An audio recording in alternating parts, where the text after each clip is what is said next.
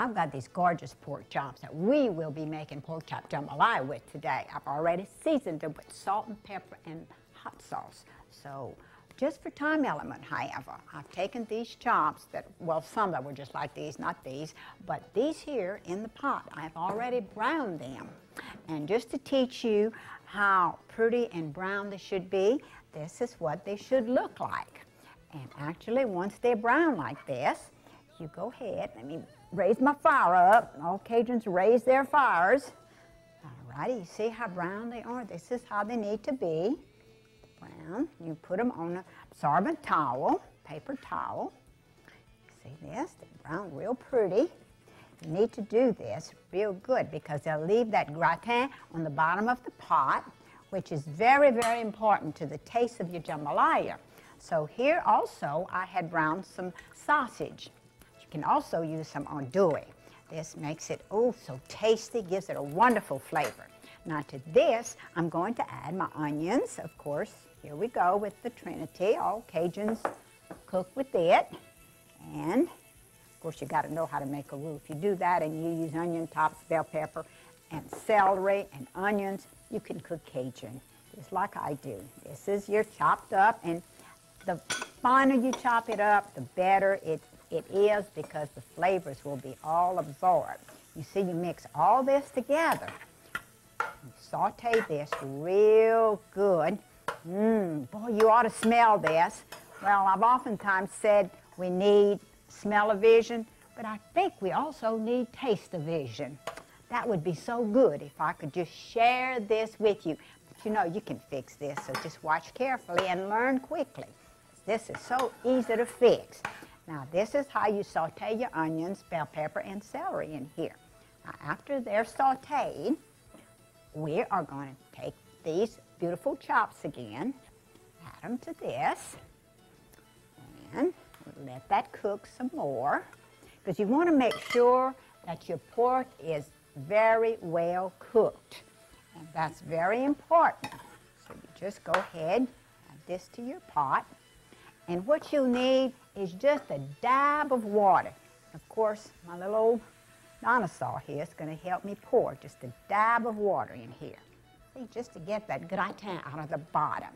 I know you're going to learn how to make this real soon because it is so tasty. So you just go ahead and you saute it all together. All those flavors are going to blend in.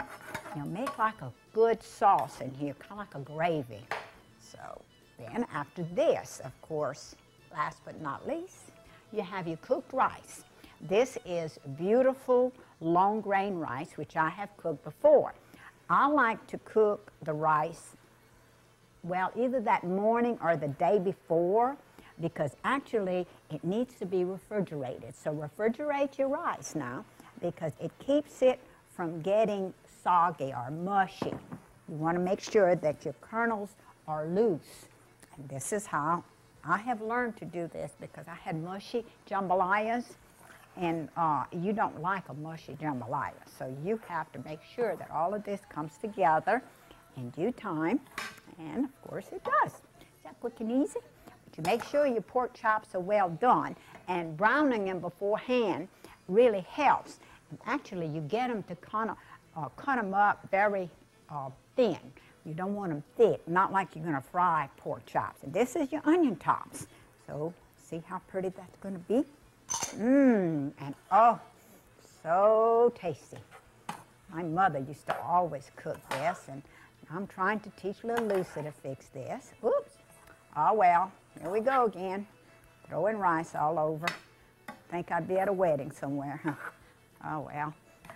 But this rice is just really very, the grains just fall apart. They separate real easy. So now what I'm going to do here is that I'm going to let this simmer for a while. And you know, I taught you how to make that beautiful salad, the fruit salad. And actually, I've been waiting to put my cherries in it because sometimes these cherries kind of like, they bleed, so to speak. So just to avoid that, I wait till just before I eat the salad, and I add the cherries to the fruit salad. Okay, Oh, and the cherry juice is pretty too, though. Let's just go ahead. It gives it a different flavor. Look at this. Man, I can't wait to get my plate filled with this. Wonderful soup and the jambalaya and the fruit salad. Now, this is about done. So you just see how it's just gorgeous. It'll be very, very tasty. I bet my cameraman's mouth's watering already, huh, Rex? Yeah, so this is so easy to fix. See, once you brown your chops and you throw them in there with your onions, bell pepper, celery, and rice, just mix it all together. I'm going to check my soup, and I see it's boiling, but you know, I think it's done. And actually, I've completed another pot of soup, and I put it in this gorgeous tureen, which my daughter Melissa gave me for my 29th birthday last week. And that's why I wanted to put the soup in this gorgeous tureen in fond memory of her. So, of course, my 29th birthday. And look, this will be so good.